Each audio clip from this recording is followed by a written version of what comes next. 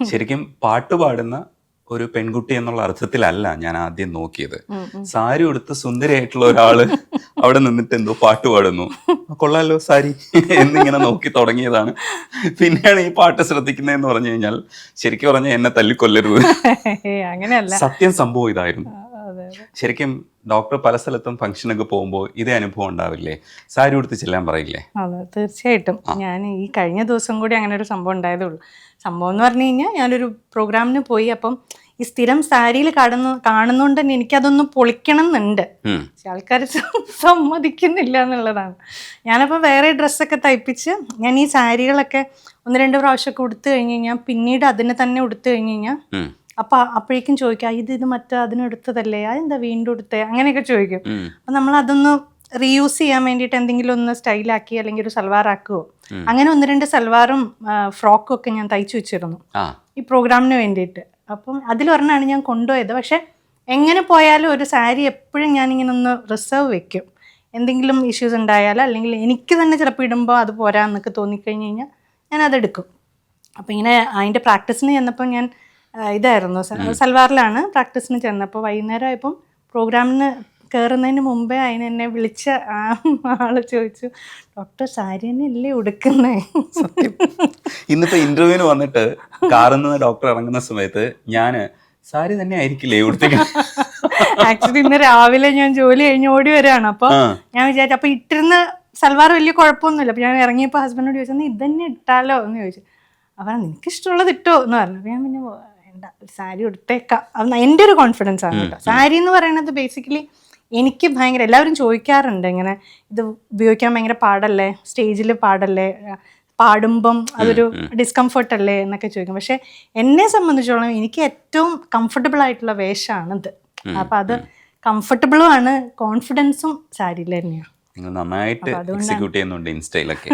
അപ്പൊ അത് കണ്ടിട്ടാണ് ഒരുപാട് ആരാധകരുള്ളത്. എന്റെ പുറകെ ഇരിക്കുന്ന ക്യാമറമാൻ ഫോളോ ചെയ്യുന്നുണ്ട്, പക്ഷെ അത് ഫേസ്ബുക്കാണ്. അപ്പോ ഏജും കൂടെ ഒന്ന് ശ്രദ്ധിച്ചോളണം. തീർച്ചയായിട്ടും ഇൻസ്റ്റയിലല്ല ഡോക്ടർക്ക് കൂടുതൽ ഫോളോവേഴ്സ് ഉള്ളു. ചുമ്മാ ഞാൻ വെറുതെ പറഞ്ഞതാ.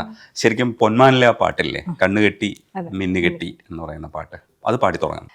കണ്ണ് കെട്ടി നിന്നെ മിന്ന് കെട്ടി, മുത്തൊന്ന് മേലെന്ന് വീണ് കെട്ടി, പത്താട് ചേലുള്ള പെണ്ണാട് കല്യാണം,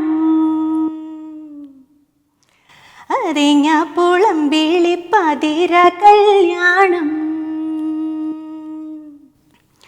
ബ്രൈഡാത്തിയേ ബ്രൈഡാത്തിയേ എന്തൊരുക്കം എന്തൊരുക്കം പെണ്ണാത്തിയേ, ബ്രൈഡാത്തിയേ ബ്രൈഡാത്തിയേ എന്താണ് ഉള്ളൊരുക്കം മണവാട്ടിയേ. സുഹൈൽ ബ്രൈഡാത്തി എന്ന് പ്രയോഗിച്ചു, ഇനി അതിന് വിമർശനം വരാം. അതെ അതെ അതെ.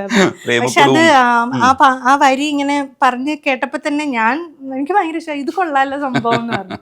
അപ്പൊ അപ്പോഴും അവര് പറഞ്ഞു ഇതെങ്ങനെ 2 രീതിയിലും വരും. പക്ഷെ ഈ പറഞ്ഞ പോലെ ഒരു ഡിസ്പ്യൂട്ട് ഉണ്ടാകുമ്പോഴാണല്ലോ പലപ്പോഴും പലതും ശ്രദ്ധിക്കപ്പെടുന്നത്. ഈ ബ്രൈഡാത്തി എല്ലാവർക്കും ഭയങ്കര ഇഷ്ടമായി. പക്ഷെ ഞാൻ പറഞ്ഞ ആൾക്കാരെല്ലാം ആ വാക്ക് ഭയങ്കര രസമുണ്ട് കേട്ടോ എന്നിങ്ങനെ. പുതിയൊരു സാധനമാണല്ലോ. ചിലര് ചോദിച്ചു എന്നോട്, എന്താണ് ഈ ബ്രൈഡാത്തി എന്ന് അങ്ങനെ ചോദിച്ചു. എന്റെ അനുപല്ലവിയും കൂടെ പാടൂ, രസമുള്ള ജസ്റ്റ് നന്നായിട്ട് ചെയ്തിട്ടുള്ളത് അവിടെയാണെന്നാണ് എന്റെ അഭിപ്രായം. അതെ, അത് അതിന്റെ കഥയ്ക്ക് വേണ്ടിയിട്ടാണ് അവിടെ ആ 2 സ്ഥലത്ത് ആ ഒരു പോർഷൻ കൊടുത്തിരിക്കുന്നത്. ഉള്ളാകെ പൊള്ളുന്നതെന്താണോ മിണ്ടാതെ പോകുന്നതാരാണോ, പുരയും കരയും വിട പറഞ്ഞൊളിയണ പെണ്ണാണോ പൊന്നാണോ, വധുവരുന്നേ മധുവരുന്നേ, കഴുത്തിലും കനത്തിലും പവൻ തരുന്നേ, വിരുന്നിരുന്നേ നിരന്നിരുന്നേ, പൊരക്കകത്തിരവിനി ചിരി പറന്നേ, ബ്രൈഡാത്തി. അങ്ങനെ പോകും. രസമുണ്ട്.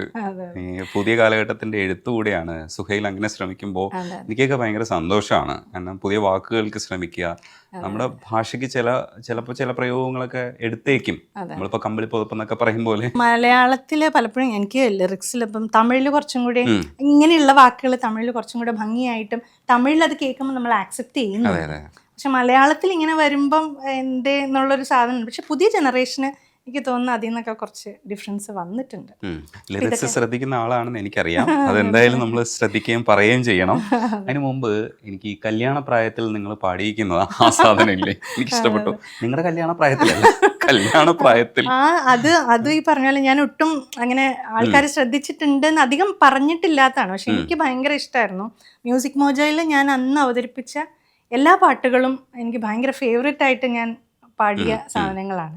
അപ്പം അതിൽ ഈ കല്യാണ പ്രായത്തിൽ അതിൻ്റെ ഒരു അറേഞ്ച്മെന്റ് എനിക്ക് ഭയങ്കര ഇഷ്ടമായിരുന്നു. ബെന്നി ജോൺസൺ എന്ന് പറഞ്ഞ ചിലപ്പോൾ അറിയുണ്ടാവും, ഇപ്പം ഈ പുതിയ ന്യൂ റീ റിലീസസ് ഒക്കെ എയുടെ സഹായത്തോടെ അതിൻ്റെ സൗണ്ടിങ് മുഴുവൻ ചെയ്യുന്നത് ബെന്നി ജോൺസൺ ആണ്, എൻ്റെ അങ്കിളാണ്. അപ്പോൾ ആളാണ് എനിക്ക് ഈ പാട്ടെല്ലാം സെറ്റാക്കി തന്നത്. അപ്പോൾ അതിൻ്റെ അറേഞ്ച്മെന്റ് എനിക്ക് ഭയങ്കര ഇഷ്ടമാണ്. പക്ഷെ അധികം ആൾക്കാർ അത് നോട്ടീസ്, മറ്റേ പാട്ടാണ് നോട്ടീസ് ചെയ്തത്, ഇളവത്തൂര് കായലിൻ്റെ. അപ്പോൾ ഈ പാട്ട് അധികം 10 മില്യൺ ആയിപ്പോ. അപ്പോൾ ഇത് പക്ഷെ ഞാൻ മസ്കറ്റിലൊരു പ്രോഗ്രാം അവതരിപ്പിക്കാൻ ചെന്നപ്പം കോട്ടയംകാരായിരുന്നു, കോട്ടയം അസോസിയേഷൻ്റെ ഒരു പ്രോഗ്രാമായിരുന്നു. അപ്പം എന്നോട് പറഞ്ഞു ഈ പാട്ട് പാടണം എന്ന് അവർ പറഞ്ഞു. അപ്പം നമ്മളോട് പല പാട്ടുകളും ഇങ്ങനെ പറയുമല്ലോ. അപ്പം അവിടെ ചെന്നപ്പം പെട്ടെന്ന് പറഞ്ഞതായിരുന്നു, എൻ്റെ അതിൻ്റെ കരോക്കെ അങ്ങനെ സംഭവമൊന്നും ഉണ്ടായിരുന്നില്ല. അപ്പോൾ പക്ഷെ എന്തായാലും ഇത് പാടിയേ പറ്റുള്ളൂ ഡോക്ടർ, ഞങ്ങൾക്കൊക്കെ ഭയങ്കര നൊസ്റ്റാൾജിയുള്ള പാട്ടാണ്. അപ്പം ഇങ്ങനെ അച്ചായമാരൊക്കെ ഇങ്ങനെ ഡാൻസ് ചെയ്യാൻ തയ്യാറായിട്ട് നിൽക്കുകയാണ്. അപ്പം ഞാൻ അന്ന് ഞങ്ങൾ നോക്കി വെച്ച പാട്ടുകളൊക്കെ പാടി. പക്ഷെ ഈ പാട്ട് ഇങ്ങനെ എനിക്ക് പെട്ടെന്ന് പറഞ്ഞപ്പം ഇത് എങ്ങനെയാണ് അതിൻ്റെ, അപ്പോൾ അവർ എൻ്റെ കരോക്കെയൊക്കെ സെറ്റാക്കി തന്നു. എന്നിട്ട് ലാസ്റ്റ് എല്ലാം പാടി കഴിഞ്ഞിട്ട് ഇതോടെ പാടിയിട്ടേ അവർ വിട്ടുള്ളൂ. പക്ഷെ എനിക്ക് ഇഷ്ടമായിരുന്നു ആ പാട്ട്, എനിക്ക് ഭയങ്കര ഇഷ്ടത്തോടു കൂടി പാടിയ പാട്ടാണ്. ഇഷ്ടത്തോടു കൂടി വീണ്ടും പാടും.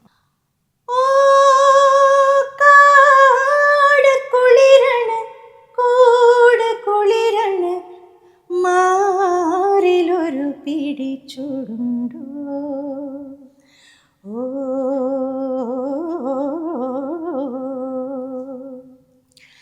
കല്യാണപ്രായത്തിൽ പെണ്ണുങ്ങൾ ചൂടുന്ന കന്മദപ്പൂ കണ്ണമ്പൂണ്ടോ കൂടെ വന്നേപ്പോ ആൺകിളി ചൂട് തന്നേപ്പോ. ഇത്രയും പാടുകളല്ലേ, ഞാൻ കുറച്ചുകൂടെ പ്രതീക്ഷിച്ചു. പോട്ടെ. ശരിക്കും ഡോക്ടർ സർക്കാർ ആശുപത്രിയിലാണ്. അതെ, ഞാൻ ഗവൺമെന്റ് ഹെൽത്ത് സർവീസിലാണ് വർക്ക് ചെയ്യുന്നത്. തൃശ്ശൂർ പൂമലയിലാണ് ഇപ്പോൾ വർക്ക് ചെയ്യുന്നത്. ഈ ആദ്യത്തെ പാട്ട് പാടിയതിന് ശേഷം എനിക്ക് തോന്നുന്നു ഒരു 10 വർഷമായിട്ട് ഈ മേഖലയിലുണ്ട്. എന്താണ് ഇങ്ങനെ വിട്ട് വിട്ട് വിട്ട് വിട്ട് നിൽക്കുന്നത്? ഞാൻ ഇങ്ങോട്ട് വരുന്ന വഴി ഞാനിങ്ങനെ ആലോചിക്കാറുണ്ട്. ഞാൻ ഒരുപാട് തവണ ഞാനിങ്ങനെ ബ്രേക്സ് എടുത്തിട്ടുണ്ട് പലപ്പോഴും. ഞാൻ 10ാം ക്ലാസ് വരെ വളരെ കാര്യമായിട്ട് യൂത്ത് ഫെസ്റ്റിവലിലും ഒക്കെ സജീവമായിട്ട് മ്യൂസിക് വളരെ കാര്യമായിട്ട് കൊണ്ടു നടന്നതും പഠിക്കുകയും ഒക്കെ ചെയ്തിട്ടുള്ള ആളാണ്. അത് കഴിഞ്ഞ് ഞാൻ ഈ പഠിത്തം കഴിഞ്ഞ് MBBS ജോയിൻ ചെയ്ത സമയത്ത് വലിയൊരു ബ്രേക്കായിരുന്നു. അപ്പം ഞാൻ സത്യം പറഞ്ഞു കഴിഞ്ഞാൽ ഞാൻ പാട്ട് വിടുകയാണെന്നാണ് ഞാൻ വിചാരിച്ചു വെച്ചിരുന്നത്. കാരണം അത്രയ്ക്കധികം പഠിക്കാനുണ്ട്. ഫസ്റ്റ് ഇയർ ഒക്കെ ചെന്നപ്പം ഭയങ്കര സ്ട്രഗിളായിരുന്നു പഠിക്കാനായിട്ട്. അപ്പോഴൊന്നും എനിക്ക് ഇനി അങ്ങോട്ട് പാട്ടിലേക്ക് തിരിച്ചു വരാൻ പറ്റുമെന്ന് പോലും ഉണ്ടായിരുന്നില്ല. പക്ഷെ എൻ്റെ ഒരു ഭാഗ്യത്തിന് ഞാൻ കോട്ടയം മെഡിക്കൽ കോളേജിലായിരുന്നു പഠിച്ചത്. അപ്പോൾ അവിടെ ഒരുപാട് മ്യൂസീഷ്യൻസ് ആയിട്ടുള്ള സാറുമാരുണ്ട്, കുറേ PGs ഉണ്ടായിരുന്നു. അപ്പോൾ മിക്കവാറും എല്ലാ സമയത്തും എന്തെങ്കിലുമൊക്കെ പരിപാടികൾ ഞങ്ങളുടെ ഹാളിലുണ്ടാവും. അപ്പോൾ അതിനൊക്കെ ഞാനും ഉണ്ടാവും. അപ്പോൾ എനിക്ക് ആ ഒരു ടച്ച് വിടേണ്ടി വന്നില്ല. പിന്നെ എന്ത് കോൺഫറൻസസ് ഉണ്ടെങ്കിലും എന്നെ പ്രെയർ പാടാനോ അല്ലെങ്കിൽ ഇടയ്ക്ക് എന്തെങ്കിലും ഒരു പാട്ട് പാടാനോ അല്ലെങ്കിൽ ബാങ്കറ്റിൻ്റെ സമയത്ത് പാടാനോ ഒക്കെ വിളിക്കാം. അപ്പം അതിനെ കളിയാക്കി പറയായിരുന്നു, അവിടെ PG ഹോസ്റ്റലൊക്കെ ഇരുന്നാഴി അരി കൂടുതലിട്ട് അവിടെ വിനീതയുടെ പാട്ടുണ്ടാവും. പക്ഷെ സത്യം പറഞ്ഞു കഴിഞ്ഞാൽ അതാണ് എന്നെ ഇങ്ങനെ ആ ഒരു ഗ്യാപ്പ് ഫില്ല് ചെയ്ത് അവിടെയായിരുന്നു. അതിനുശേഷമാണ് ഞാൻ പഠിത്തം കഴിഞ്ഞ് എൻ്റെ കോഴ്സൊക്കെ കഴിഞ്ഞ് നിന്ന സമയത്താണ് സ്റ്റാർ സിംഗർ വരുന്നത്. അപ്പോൾ ഒരു വലിയ ഗ്യാപ്പിന് ശേഷമാണ് സ്റ്റാർ സിംഗർ വരുന്നത്. പക്ഷെ അതൊരു വലിയ ബ്രേക്കായി. അവിടെ വീണ്ടും ഞാൻ തുടങ്ങുകയാണ്, വീണ്ടും പാട്ടിലേക്ക് വരികയാണ്. അത് കഴിഞ്ഞ് അതിൻ്റെ ഒരു ഭയങ്കര ഹൈറ്റ്സിൽ നിന്ന സമയത്താണ് കല്യാണം കഴിക്കുന്നത്. അപ്പോൾ കല്യാണം കഴിഞ്ഞ് ഞങ്ങൾ ഹൈദരാബാദായിരുന്നു ആദ്യത്തെ കുറച്ച് 3-4 മാസമൊക്കെ അവിടെയായിരുന്നു. അപ്പോൾ വീണ്ടും ഞാൻ കഴിഞ്ഞു എല്ലാം പൊട്ടിക്കെട്ടി മടക്കി. പിന്നെ എൻ്റെ വീടെന്ന് പറഞ്ഞു കഴിഞ്ഞാൽ ഭയങ്കര ഓർത്തഡോക്സ് ആയിട്ടുള്ള അച്ഛനും അമ്മയും ഫാമിലിയൊക്കെ ആയി കഴിഞ്ഞ് കഴിഞ്ഞാൽ പിന്നെ ഇതൊന്നും വേണ്ട എന്നുള്ള അഭിപ്രായമായിരുന്നു. എനിക്കും അങ്ങനെ തന്നെയായിരുന്നു. എനിക്ക് അങ്ങനെ ഭയങ്കരമായ ആഗ്രഹമൊന്നും പാട്ട് പാടണമെന്നോ പഠിക്കണമെന്നോ ഒന്നും ചെറുപ്പത്തിലേക്ക് അച്ഛൻ്റെയൊക്കെ നിർബന്ധം കൊണ്ട് മാത്രം പഠിച്ചതാണ്. അപ്പം ഞാനും രക്ഷപ്പെട്ടു, ഇനിയിപ്പോൾ ഇങ്ങനെ പോകാൻ വെറുതെ ഇരിക്കാം എന്നൊക്കെ ഉള്ളതിലായിരുന്നു.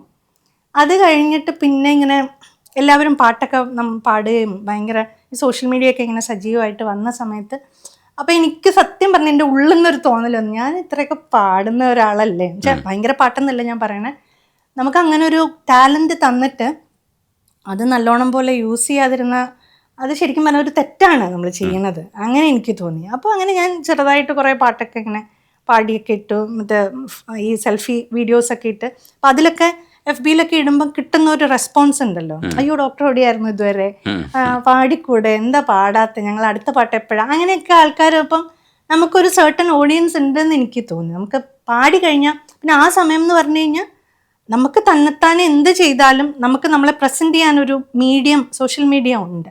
പണ്ടെന്ന് പറഞ്ഞാൽ ആരെങ്കിലും വിളിക്കണമായിരുന്നു, അവരെന്തെങ്കിലും നമുക്ക് വേണ്ടി ചെയ്യണമായിരുന്നു. ഇതിപ്പോൾ ഒന്നും വേണ്ട. അപ്പോൾ അത്രയൊക്കെ സൗകര്യം ഉണ്ടായിട്ട് ഞാൻ ചെയ്യാണ്ടിരിക്കുന്നത് ശരിയല്ല എന്ന് എനിക്ക് തോന്നി. പിന്നെ മക്കളൊക്കെ ആയി, അവരൊക്കെ കുറച്ച് വലുതായി കഴിഞ്ഞ സമയത്ത്, ചെറിയ കുട്ടികളായിരുന്നു അന്ന്. അപ്പം നമുക്കിങ്ങനെ ഇതിലേക്ക് കൂടുതൽ നമുക്ക് അങ്ങനെ ഹെൽപ്പൊന്നുമില്ല. അപ്പോൾ ആ സമയത്താണ് മ്യൂസിക് മോജോ വന്നത്. അപ്പോൾ വീണ്ടും ഈ കല്യാണ സമയമൊക്കെ ആയപ്പോൾ വീണ്ടും ഒരു ബ്രേക്കായി. മ്യൂസിക് മോജോ വന്നു. മ്യൂസിക് മോജോയിൽ ഞാനൊരു 15 ദിവസത്തെ മാത്രം പ്രിപ്പറേഷൻ കൊണ്ടാണ് ഞാൻ മ്യൂസിക് മോജോ ചെയ്യുന്നത്. അതിന് മുമ്പ് എനിക്ക് അവിടുന്ന് ഒരു ഇൻവിറ്റേഷൻ വന്നിരുന്നു. ഞാനൊരു കവർ ചെയ്ത സമയത്ത്. അപ്പം എന്നോട് ഒറിജിനൽസ് വേണമായിരുന്നു. ആ സീസൺ ഒറിജിനൽസിൻ്റെ ആണ്. അപ്പം എനിക്ക് ആരുമായിട്ട് ഒരു പരിചയവും ഇല്ല, ഈ ഇൻഡസ്ട്രിയിൽ ആരെയും അറിയില്ല. അപ്പം ആരെക്കൊണ്ടാണ് ഇത് മ്യൂസിക് കേൾക്കുന്നത്, എങ്ങനെയാണെന്നും അറിയില്ല. അപ്പം ഞാനത് അങ്ങനെ ഡ്രോപ്പ് ചെയ്യായിരുന്നു. പിന്നീട് വീണ്ടും മ്യൂസിക് മോജോ വന്ന സമയത്ത് ഈ പാട്ടുകൾ വന്നു. അത് ഞാൻ പറഞ്ഞില്ലേ നേരത്തെ, ബെന്നി ജോൺസൺ, അദ്ദേഹമാണ് എല്ലാം എനിക്ക് സെറ്റാക്കി തന്നത്. അപ്പോൾ അവിടെ ചെന്ന് അത് പാടി, അത് റിലീസായി. എനിക്ക് വീണ്ടും ഇങ്ങനെ ഓരോന്നോരോന്ന് തരികയാണ്, നീ നന്നാവൂ എന്ന് പറഞ്ഞിട്ട്. പക്ഷെ അപ്പം എന്ന് പറഞ്ഞു കഴിഞ്ഞാൽ അത് റിലീസായി 2 മാസം കഴിഞ്ഞപ്പം കോവിഡ് വന്നു. അപ്പൊ കോവിഡ് വന്ന സ്ഥിതിക്ക് ഒരു ബ്രേക്ക്. എളവത്തൂർ പാടിയിട്ട് നമുക്ക് കഥ ബാക്കി. ശരി പറയാം. പാട്ടുകാർ വന്നു കഴിഞ്ഞാൽ പാടിപ്പിച്ചില്ലെങ്കിൽ മോശമല്ലേ? എളവത്തൂരിന്റെ കഥ പറഞ്ഞു കഴിഞ്ഞാൽ അതൊരു ഭയങ്കര കഥയാണ്. സത്യം പറഞ്ഞു കഴിഞ്ഞാൽ എളവത്തൂരെന്ന് ഞാൻ മീശമാധവൻ സിനിമയിലെ പാട്ടാണെന്ന് പലർക്കും അറിയില്ലായിരുന്നു. അതൊരു ടൈറ്റിൽ സോങ് ആണല്ലോ. അപ്പം ആ സിനിമ ഞാനൊരു 3 തവണ കണ്ടിട്ടാണ് അന്നത്തെ കാലത്ത്. ഞാൻ ഈ പാട്ട് കേൾക്കാൻ വേണ്ടി മാത്രമാണ്. ബാക്കിയെല്ലാം നമുക്ക് കേൾക്കാം, പക്ഷെ ഇത് മാത്രം മാധുര്യം അത്ര ഭംഗിയിൽ പാടിയിട്ടുണ്ട്. അപ്പം എനിക്ക് അന്നോട്ടേ ഈ പാട്ട് ഇഷ്ടമുണ്ട്. ഇത് എവിടെയെങ്കിലും ഉപയോഗിക്കണം. പിന്നെ ചെറുതല്ലേ, അപ്പം ചെറുതായത് കാരണം ഞാൻ വിചാരിക്കുന്ന ഇത് 3-4 വരി കഴിഞ്ഞിട്ട് കുറച്ച് വരിയും കൂടെ എഴുതിപ്പിച്ചാലോ ആരെ കൊണ്ടേലും. അപ്പം എന്നിട്ട് അങ്ങനെ അത് പാടിയാലോ. ആ സമയത്താണ് ഈ മ്യൂസിക് മോജോ വരുന്നത്. അത് വന്ന് അതിൻ്റെ ഒരു പ്രൊമോ, ഇതിൻ്റെ 4 വരി പ്രൊമോ ഇട്ടപ്പോൾ തന്നെ ആ പ്രൊമോ 1 lakh വ്യൂസ് വന്നു ഒരാഴ്ച കൊണ്ട്. അത്രയും ഇത് വന്നു. അപ്പം ഞാൻ അത്ര ഒന്നും പ്രതീക്ഷിച്ച് ചെയ്ത പാട്ടല്ല അത്, സിമ്പിൾ സാധനമാണല്ലോ. പക്ഷെ ഇപ്പോഴും ഈ കഴിഞ്ഞ ദിവസം കൂടെ ഞാനൊരു പ്രോഗ്രാമിന് പോയപ്പോൾ ഞാൻ അവിടെ നിന്ന് റെഡി ആയിക്കൊണ്ടിരുന്ന സമയത്ത് എനിക്ക് ചായ കൊണ്ട് തന്ന ചേച്ചി പറഞ്ഞു, ആ പാട്ട് പാടുണ്ടല്ലോ അല്ലേ, അത് കേൾക്കാനാണ് ഞങ്ങളൊക്കെ ഇരിക്കുന്നത് കേട്ടോ. അപ്പം ഞാൻ വിചാരിച്ചു ഇത്ര റീച്ച് ഉണ്ടാവാൻ മാത്രം എന്താണ് ആ പാട്ടിൽ, ആ പാട്ടിൻ്റെ ബ്യൂട്ടിയാണ് അത്. പാട്ട് വരികൾ, അതിൻ്റെ പിന്നെ ആ സിനിമയുടെ ആ ഒരു ആംബിയൻസ്, അതൊക്കെയാണ് ആ പാട്ടിൻ്റെ പ്ലസ് എന്ന് എനിക്ക് തോന്നി. പാടാം.